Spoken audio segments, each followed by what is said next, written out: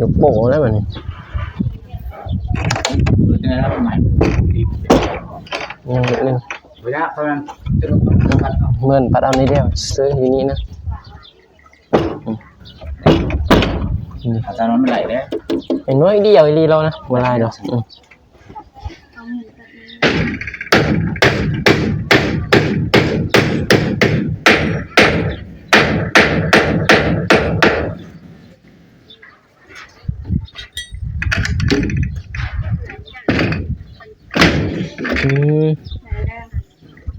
ล็อกเลยวะจะไปยังคาล็อกโอเคแก็บมับ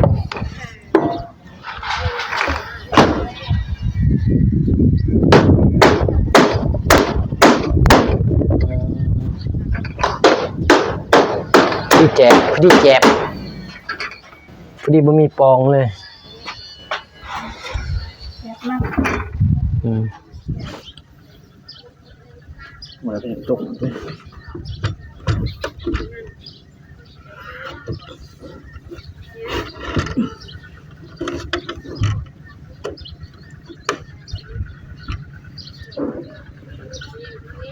มือสั่นดึกมึงตีดิสั้นละโอเคได้ดิเลยครั้งแรกคือบ้านสู้กันได้แต่ว่ามันเฮาบ่เคยจับมันแบบนี้เด้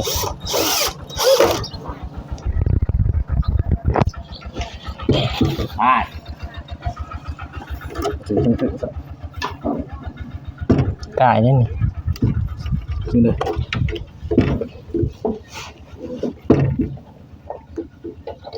พอเด้อ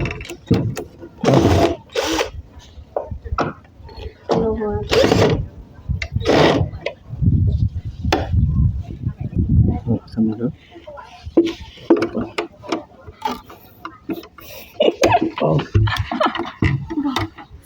เอ้าวันนี้เรื่องบอกสร้างมือใหม่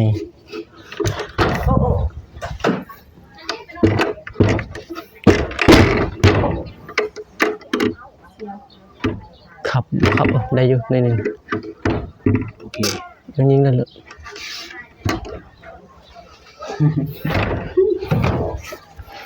มันบ่แม่นว่ามันยามันจับยากไปหน่อย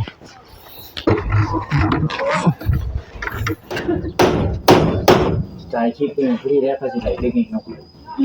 เนี่ยคอยมีหลายคนแล้วสิได้มีหลายอันนั้นได้สิได้เทคนิคนี่คอยก็สิเป็นน้ำอายแล้วบัดนี้คอยก็เห็นได้แจบมับพี่แจบใจพี่ใหญ่ใจบุญเพิ่นขอบคุณทางผู้ใหญ่ใจบุญที่เสือร้านทางพระอาจารย์ไพฑูรย์โดยพ่อบุญทุ่งแม่อยู่ต่างประเทศขอให้สุขภาพแข็งแรงความเจ็บจะสลายความไข้จะสูญปรารถนาสิ่งใดขอให้ตามสิ่งมุ่งปรารถนาสาธุพี่น้องเพิ่นก็ได้อวยพรให้พี่ใหญ่เพิ่นได้เด้อ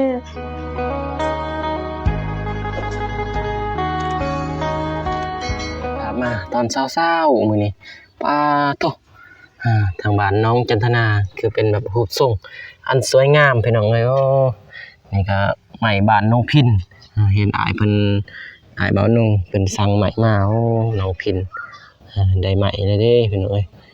ใหม่สีแปลกใหม่หน้าแปดพี่น้องเอ้ยนี่ว่าใหม่สีแปลกนั่นแหละที่ว่าใส่ลูกตั้งอีหยังแหละพี่น้องเอ้ยโธ่บ้านน้องจันทนากะมื้อนี้สิติดบ้านประตูพี่น้องเอ้ยทางอ้ายช่างเพิ่นว่าเดี๋ยวว่าสายสิซอยเพิ่นเพราะว่าอ้ายแดงก็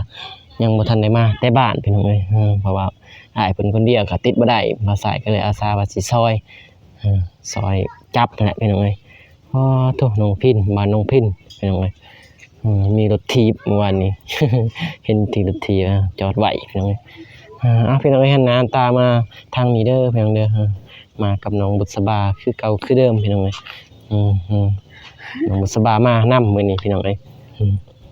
มา2คนแล้วก็ทีมงานและบ่าวมิกเพิ่นไป ก็ไว้หน้าเขาไปหาเพื่อนเอ่ยเพื่อนน้องบัววันเพิ่นเอ้ยก่อนอื่นก็กราบทักทายสบายดีและสวัสดีเด้อพ่อแม่พี่น้องหมดสุขทุกคนพี่น้องกันยินดีต้อนรับเข้าสู่ช่องเบาสายแนลคือเก่าคือเดิมพี่น้องเอ้ยก็ดีใจที่เห็น FC คอมเมนต์มาว่าเบาสายสู้ๆเด้อพี่น้องเด้อแม่น้องจันทนาพี่น้องสบายดีเด้อแม่ไปไสชาไปไสโอ้5 มื้อ 5 วันบ่ไปหาลูกหมูสิขึ้นเฮือนบ่โอ้พูดแล้วว่ามื้อวันซั่นเอาแน่อ๋อมันเจ้านี่บ่เมื่อยเอ้านี่ใส่หมูใส่ก็อยากใส่น้ำเนาะมักเบาอีหยังก็ต้องมีแต่คนขัดคนควงปกติแลพี่น้องเอ้ยมีลูกกันนั่นนี่แหละคือว่าแหละ5 มื้อ 5 วันบ่เป็นหยังปกติและลูกนิดหน่อยนึง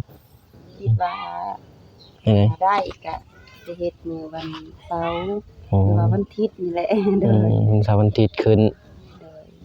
ถือว่าไหวเนาะยันทางทีมงานไอ้บ่าวเตียงและสนายเพิ่นอยากอย่างน้อยละเพิ่นขึ้นไหวก็ดีนะมันแหละหมดเลยเด้อิหยังแหละหมดเด้มีแต่หมู่นั่นบ่ทางนี้ก็หลายอย่างแต่ว่าบ่มีเด้ครับแต่ว่าบ่มีเนาะโอเคเดี๋ยวสิขึ้นไปซอยทางอันสร้างเพิ่นก่อนเพราะไอ้แดงบ่ทันมาเพิ่นว่าสิติดประตูเราสิติดประตูบ่มีคนจับจับบ่เป็นเดี๋ยวสิขึ้นซอยเพิ่นไปพี่น้องเอ้ยFC ก็คอมเมนต์ว่าให้มาถ่ายพี่น้องก็บ่ใส่ก็ดีใจพี่น้องเอ้ยที่ว่ามีทั้งคนฮักและก็คนสร้างน้องบุษบาเนาะเรียบร้อยพี่น้องไอ้แดงติดประตูนะบันไดพี่น้องเอ้ยเมื่อวานนี่บ่ใส่บ่ได้มาตอนแรงพี่น้องเอ้ยทางอ้ายๆเพิ่นเข้ามาเห็นอ้ายเป่านุ่งอ้ายบ่เจ็บอ้ายบ่เตี้ยงท้องเข้ามาพี่น้องโอ้7ขั้นบันไดไปพี่น้องเดี๋ยวขึ้นไปถึงเลยไปซอยสร้างมื้อนี้บ่มิกยังจักน้อยมาพี่น้องบ่มิกไปเฮือนน้องบัววันไอ้แดงบ่มาบ่สบายดีเด้อช่วยบ่นะโอ้สวยๆบ่เสร็จยังต่อมื้อนี้เสร็จติดบ้านมาตีนางคนเดียวติดบ่ได้พี่น้องเอ้ยจะว่าสายสิซอยจักเป็นหรือบ่แล้วบ่ฮู้บ่ให้อายบอกนะสวรรค์สวรรค์นี่ใช่สวรรค์อยู่ลุ่มบ่เขาก็อันนี้เบิ่งก็เดี๋ยวเพิ่นแล้วมันจะจับติดโอ้เบิ่งนี่บ่ถือว่าเหมือนกบหมดเลยเนาะมีแต่จับแล้วก็หั่นน็อตอย่างเดียวเนาะผู้เดียวบ่เป็นเด้พี่น้องเอ้ยบ่จักสิจับบ่จักสิหั่นน็อตคิดว่า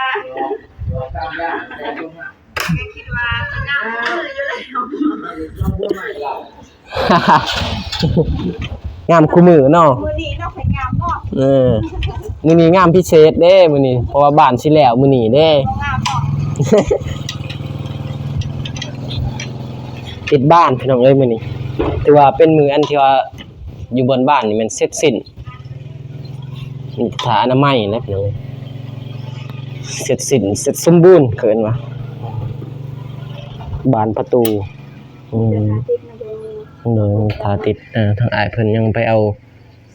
สวรรค์พี่น้องเอ้ยให้น้องบุษบาจับกล้องก็ให้ FC เบิ่งน้องบุษบานำแน่แต่ FC ว่าบ่เห็นน้องบุษบาโอ้ยเอาหักแล้วดังตัววิวสวยรีวิวมันสูงดีนี่งามถ้ามันต่ำนี่เบิ่งวิวก็บ่อยากปานใดเห็นมั้ยนี่มันสูงพอดีงามโธ่คนเดียวบ่ตอนเช้านี่กบหมดนี่แต่ว่านบ่โอ้ถือว่ากบแป้งแต่เมื่อวานนี่เนาะโธ่ใส่อันนี้ใส่ในล็อกโดยเฉพาะล็อกดุมล็อกเถิงครบสุดบานใหญ่ถึงบานใหญ่บานน้อยสิซอยสร้างเพิ่นติดประตูก่อนพี่น้องก็ถามไอ้แดงมาพี่น้อง ไอ้แดงยังเมื่อบาท2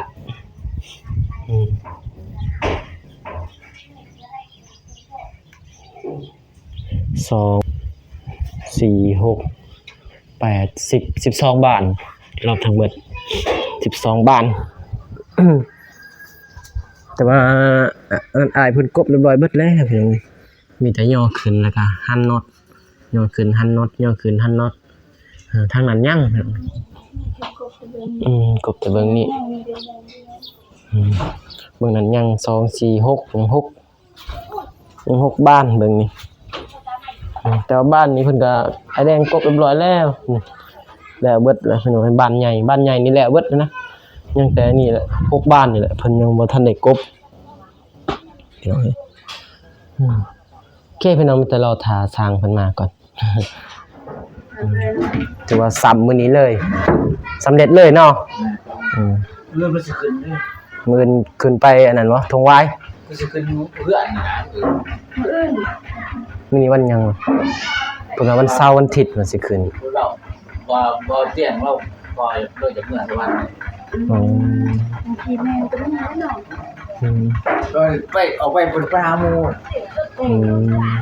ไปหาหมู่เลย ก็ขึ้นเนี่ยมันว่า มื้อนี้มัน นอนก็จะนอนให้สังก็ว่า เป็นหยัง คือถ้าบ่จักทางออกถ้าก็จะสิไปจะได้มาจะได้ อ๋อถึงบ่เคยเนาะ ก็ว่าจะได้สิให้ก็ มีแต่ปรึกษาทีมงานนะ ผู้ชายทีมงานเขาแจ้งทีมงานเขาได้สิขึ้น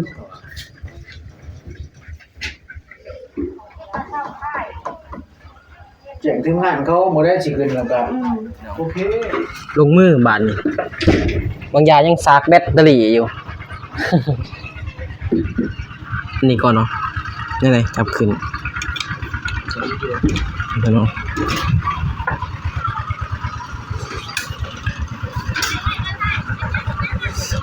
อกหัก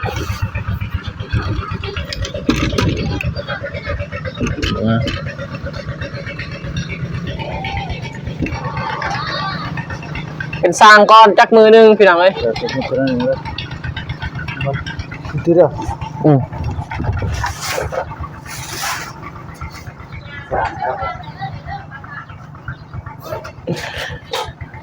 ย้อนคนเดียวเนาะโอ้คนเดียวจบเลยนะคนเดียวตกดิจับตัวนี้มั้ย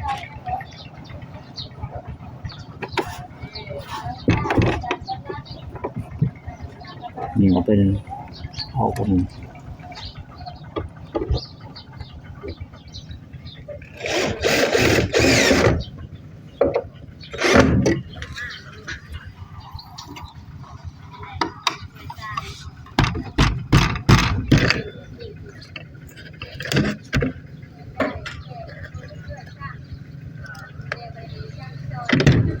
คนเดียวเนี่ยบ่ได้อีก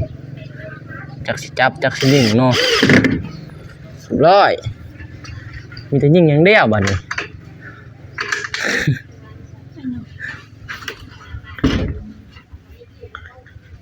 เขาโพดเนาะ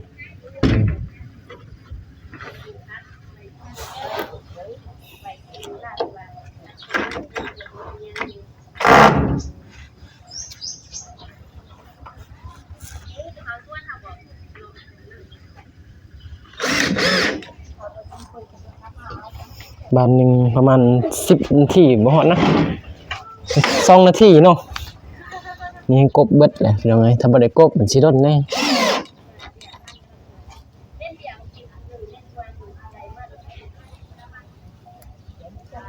เริ่มบานแรกวันนี้โอ้หัวน็อตคักเนาะโอ้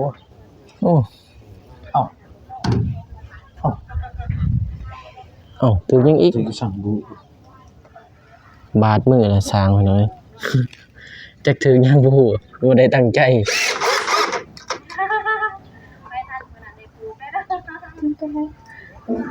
น่าจะถึกตัวนี้บ่จักบ่บาดนะจักถึงยังบ่จักบาดมือเลือดออกสำเร็จบ้านแรก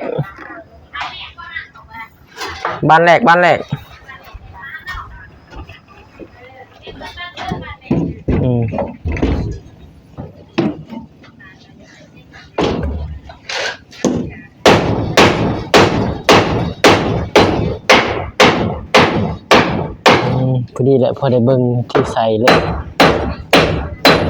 พอใส่บ้านบ่ค่อยเป็นไปเลย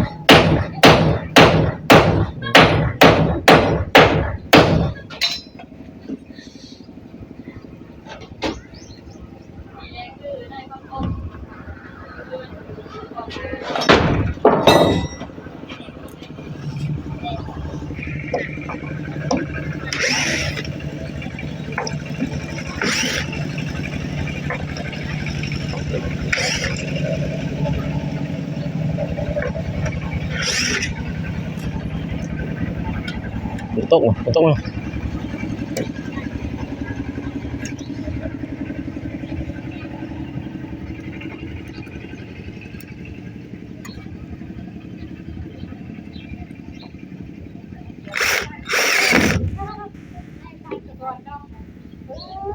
หูเก่า ยับไปหูเก่าเลยตัวนี้ได้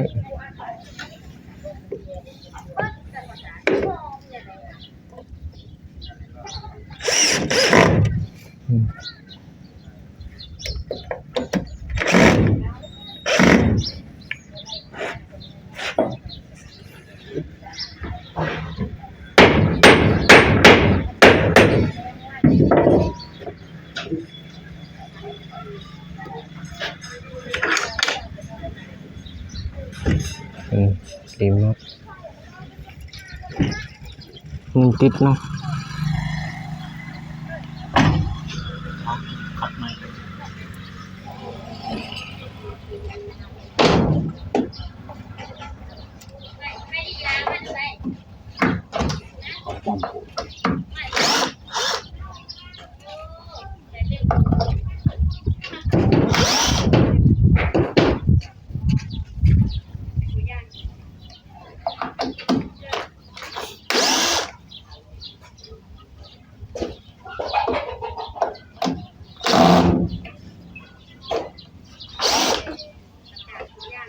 มาแต่ใส่นังกัฒนาสวัสดีเด้อ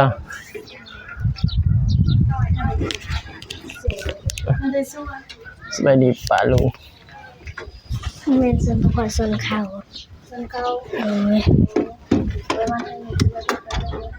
สบายดีปะลุง ผมกันเป็นอะไรของติดใจเลย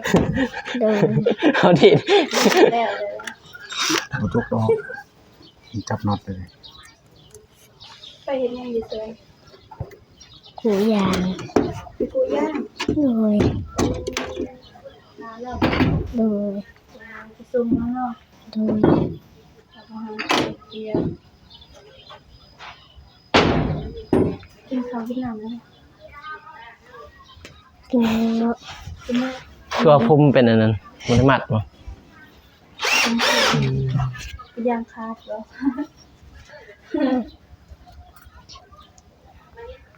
หนูจันทนาจะ เริ่มใส่บ้านได้บ้านนี้บ้านนี้ มีแล้ว มื้อนี้สร้างมาแล้วบ่แล้วบ่ได้เมื่อ สิได้ขึ้นเพิ่นขึ้นเงินไปนะเนาะ จะได้ขึ้นเรือ โอ้นั่นแหละพอดีแหละ สิได้เนาะ เมื่อบัดเดียวเลยเนาะ บ่ได้อยู่เลยอยู่เด้อเนาะใจดำเนิน กลับไปกลับมาจังน้อยเนาะ เสียดี กินแล้วข้าว กินแล้ว กินแล้วแล้วยังกิน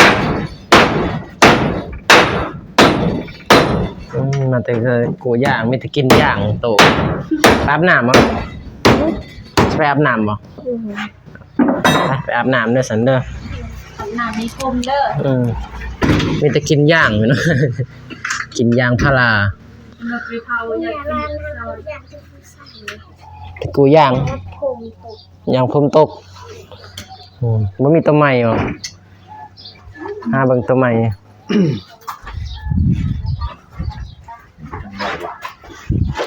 เป็นจังใดบัดนี้กลัวได้บ่ได้ตัวได้มันเขาไอ้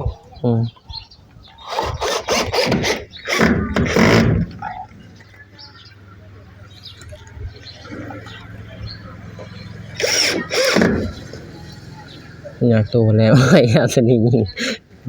สิเอาตะปูยิงอะไรนั่น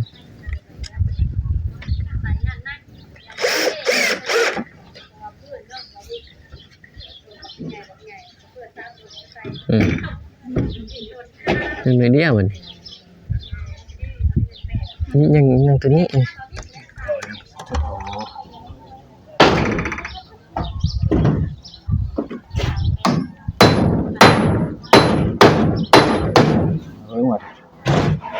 ปากโปะเลย ยกโป่แล้วมัน ยังไงครับใหม่ ยังนึง เวลาประมาณจะลงพัด เหมือนปัดเอาในเดียวซื้ออยู่นี่นะ อาจารย์มันไม่ไหลเลย เห็นว่าเดียวอีลีเรานะเวลาเดี๋ยว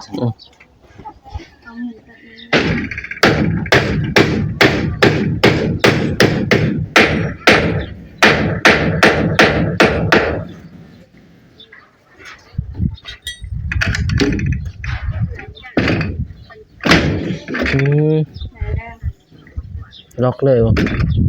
จะไปยังคาล็อกโอเคแจ็บมับ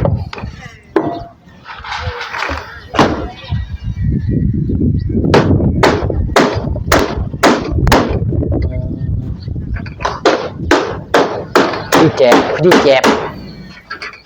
พี่บ่มีปองเลย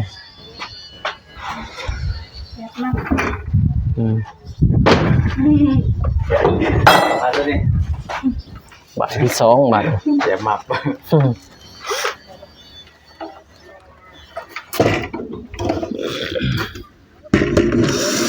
เอ้า พี่ล็อก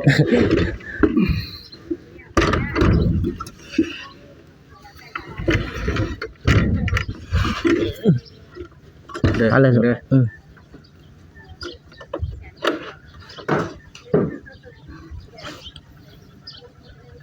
เหมือนเป็นจุกด้วย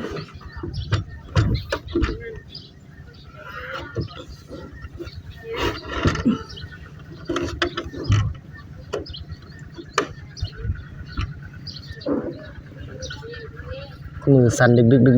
ตีนี่ สั้นน่ะ โอเคได้เลยครั้งแรกเป็นบาทสู้กันได้แต่ว่ามันเราบ่เคยจับมันแบบนี้ดิ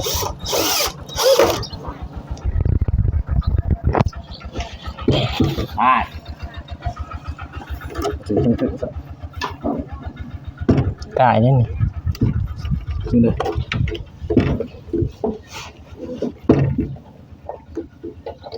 พอดิ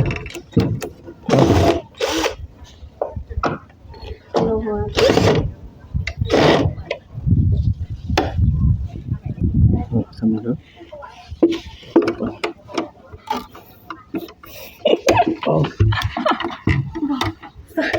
วันนี้เรื่องบอกสร้างมือใหม่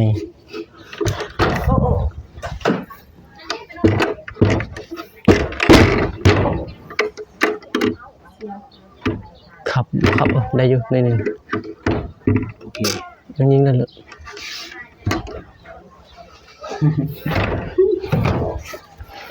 มันบ่แม่นว่ามันยามันจับยากพี่น้อง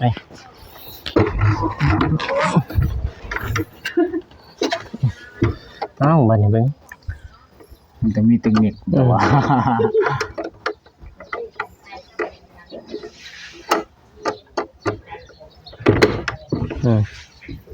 ข้าวโพดได้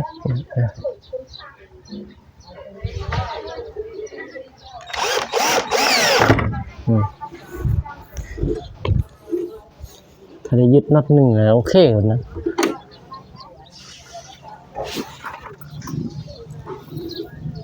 ควรเนี่ยเนาะทำให้เหยาะ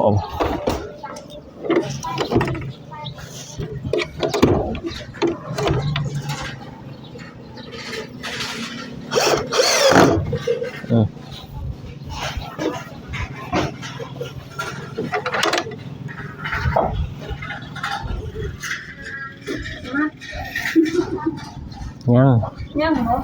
โอเค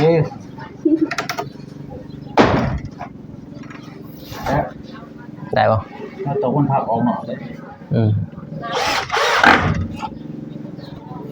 ต้องเป่ามันพับถึกแต่ปู่เนาะ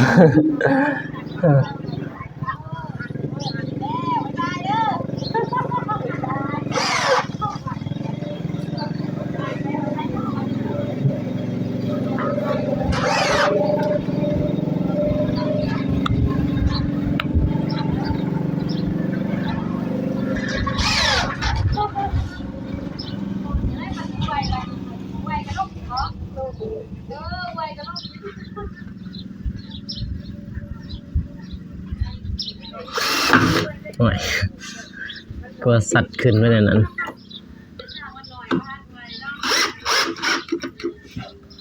นัดมันเถื่อหัวมันตึกหัวซั่น เนี่ยเธอหัวเนาะยัน แล้ ยั ว ง ก็บ่เที่ยงกันนี่ บ่แลมยังบ่อันนั้นเนาะ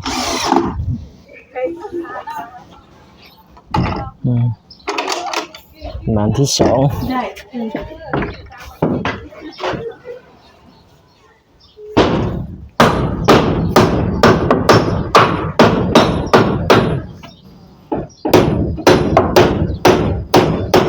จ่ายคลิปเป็นพี่แล้วเขาสิได้เทคนิคเนาะ เนี่ยข่อยมีหลายคนแล้วสิได้ มีหลายอันนั้นได้สิได้เทคนิคนี่ ข่อยก็สิเป็นน้ำอายแล้วบัดนี้ข่อยก็เห็นจังได๋แจ๊บมับพี่แจ๊บพี่น้อง2บ้านสำเร็จบ้านที่3ต่อไปบัดนี้ ตาอิดก็บ่เป็นนะติดบ้านเบิ่งมัน แซ่เขาหูจักเม็ดเนาะ นี่แหละให้บทเรียนให้กันแหละแลกเปลี่ยนเนาะ ขึ้นเด้อนี่เลย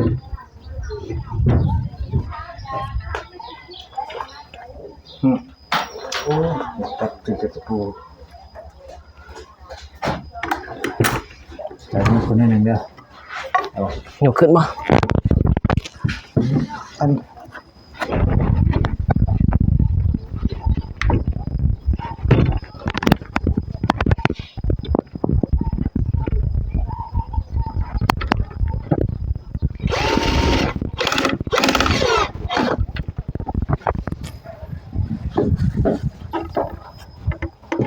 บุกองตกเนี่ยมันเขาเอาใหม่ดีเพจแต่มันกง กงไม่ดิบบ างคนอาจสิแทกใส่มันบ่ถือ เฮาต้องแบบเอามาขีดแล้วนะ จับขีดเอาเลยนะ หรือว่าจับขีดใส่เป็นกบ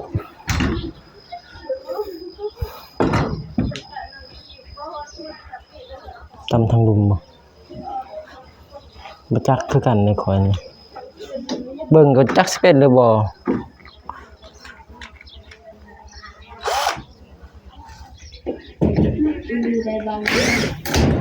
นักแล้ว เขาจับเพจผู้เดียว ทั้งขีดทั้งจับ ผู้เดียวดูดมือบาดจนครบลุมๆย่านไปเล็กหน่อยดิ มันน่ายันเด็กน้อยอยู่ลุมแล้ว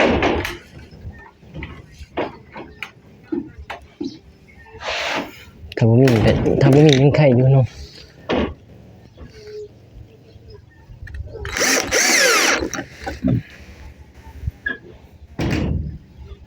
ติดลุมบ่ ที่ลุม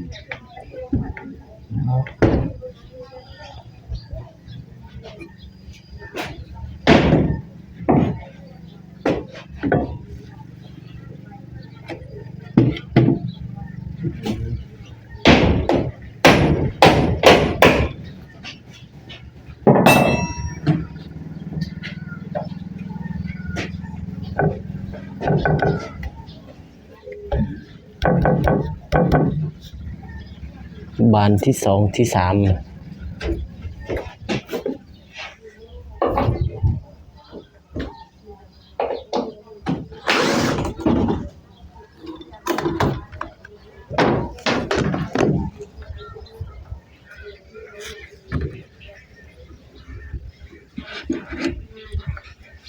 ถือได้เอาจับนี่ส่งออก ตัวนี้ไหม โอ้มันก็สูงโพดอีกบ่มันใหญ่อยู่ มาตั้งนะครับ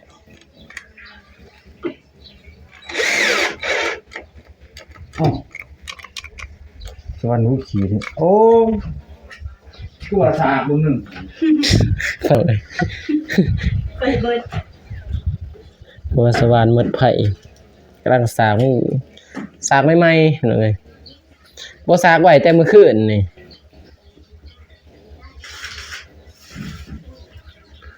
สากไว้แต่เมื่อคืนนี่โอเคแล้วนะ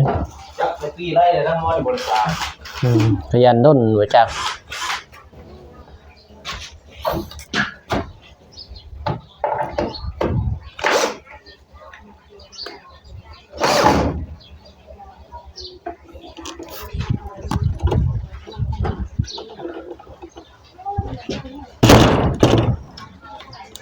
โอ้เกินโผล่ฮะมีแต่ตะปูเว้ยเอาอาดมันขับเบิ่งดูมา ครับลง ขับเงินขับ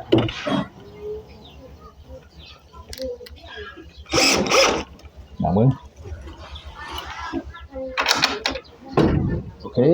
บุมีขับทำฝืดนั่นแหละมั้ย คือในนี้น้ำจึงบ่อนั่นล่ม พอมันเหี่ยว ยัน จนน้ำเหี่ยวมันก็นั่นมันก็ ใหม่ปี นั่นเนาะใหม่แบบมันยังดิบนะบ่แห้งปานใดเนาะถ้ามันแห้งมันก็สิแปลว่ามันหุบลงนะฮักดีแท้ปกเอี่ยมนี่มักพืดๆนี่แหละเวลาเฮาขัดแล้วลมมันพัดยังบ่ติ่งนะ มันมีอันนี้โตจักมันเอง กระจังบ่แต่พออัดปึ๊บมันบ่เวลาเฮาอัดนะขัดล็อกไว้ นี่หรอก อ๋อแบบว่ามันติ่งตบบ่นี่ยามลมนี่ก้องมันติ่ง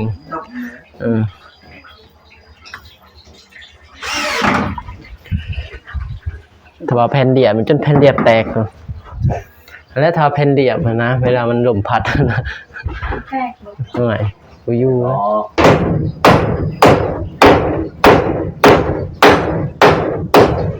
เวลาเฮาดื่มเหล้า แต่พี่ก็มี คิดกัน อยากเอาทัวส่วนจะผลิตโอ้โหก็ใช่ แต่มันคิดกันเนาะบ่ได้แน่เนาะนิดเดียวซื้อแล้วเนาะ